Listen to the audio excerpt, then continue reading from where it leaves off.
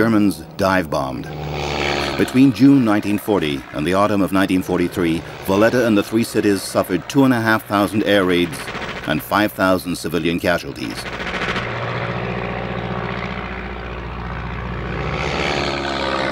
Faith, one of the three famous gladiators, faith, hope, and charity.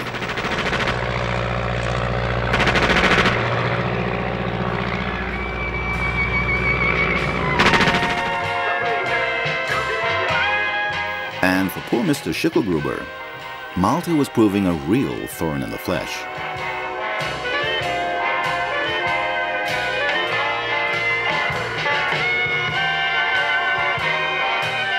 His Majesty King George VI awarded the George Cross to the heroic people of Malta, and President Roosevelt also sent a warm message. When this war is won, as it surely will be, it must be one of our aims to work to establish a state of society where the advantages and privileges which hitherto have been enjoyed only by a few shall be far more widely shared by the many and by the youth of the nation as a whole.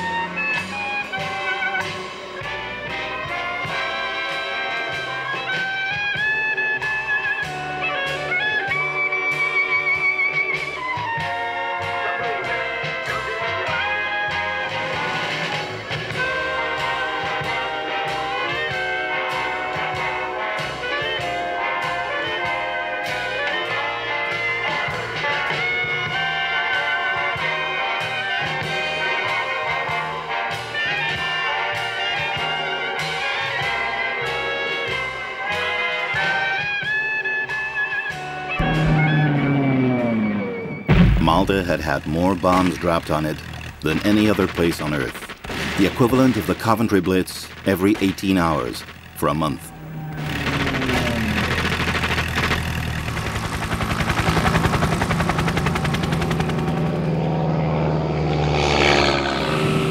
Even though the war was now over, life was still very hard.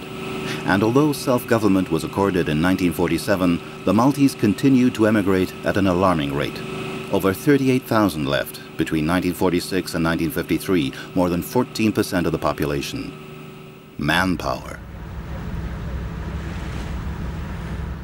1947 was a turning point in Louis Portelli's life. As a 17-year-old schoolboy, he decided to be a sports broadcaster, and he first heard Monsignor Azzopardi speaking on the radio. Lane 3, Vagli, Svizzera. Lane 4, Care, Antilles. Lane 5, as a sports reporter, he's covered every Olympic Games and Soccer World Cup since 1960 for Maltese TV and radio. Number 3, اللي عمل false start. لكن Vagli ta Svizzera.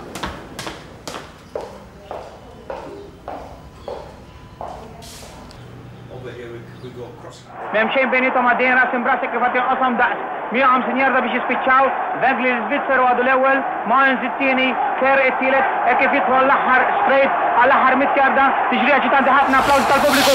Mainz issa jieħu definitivament il-lead imma ta' New Zealand. Like his fellow classmate and fellow school soccer team member Edward De Bono, Louis Portelli wears several different hats. Naħsbu li fl-aħħar daqsxejn snell ta' New Zealand rebaħlu b'xipiet, it-tieni Mainz, it-tielet Ker tal-Antilles.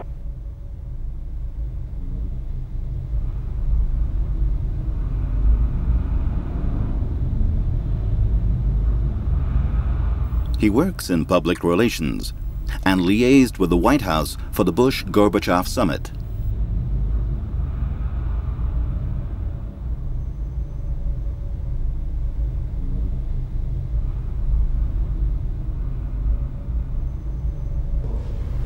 And he's PRO for Monsignor Azzopardi's brainchild, the Dar tal Providenza Villas for the handicapped.